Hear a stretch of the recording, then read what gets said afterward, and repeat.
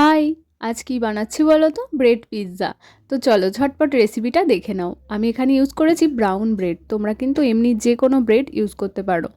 তো প্রথমেই আমি ব্রেডের ওপরে পিৎজা পাস্তা সসটাকে খুব ভালো করে মাখিয়ে নিয়েছি। তোমরা এর ওপরে চাইলে মেয়োনিজও দিতে পারো, আমি মেয়োনিজ খাই না তাই দিইনি। তো যাই হোক, তারপরে আমি এই ব্রেডের ওপরেই কেটে রাখা সমস্ত সবজিগুলো দিয়ে দিয়েছি। তোমরা তোমাদের পছন্দ মতো সবজি দিয়ে দেবে। আর আমি এখানে মাশরুম আর কর্ন ব্যবহার করেছি, তাই আমি ওই দুটোকেই একটু আগে থেকে সিদ্ধ করে নিয়েছিলাম। আর তারপর ওর ওপর থেকে দিয়ে দিয়েছি একটু অরিগ্যানো, একটু চিলি ফ্লেক্স আর একটু চিজ। আমি এখানে কিউব চিজ ব্যবহার করেছি, তোমরা যে কোনো চিজ এখানে দিতে পারো।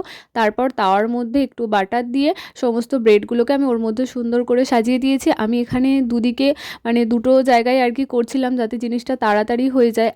আর দেখতেই পাচ্ছ এদিকে রেডি হয়ে গেছে আমাদের ব্রেড পিৎজা। তোমরা কিন্তু অবশ্যই একবার বাড়িতে বানিয়ে খেয়ে দেখো, আশা করব তোমাদেরও খুব ভালো লাগবে।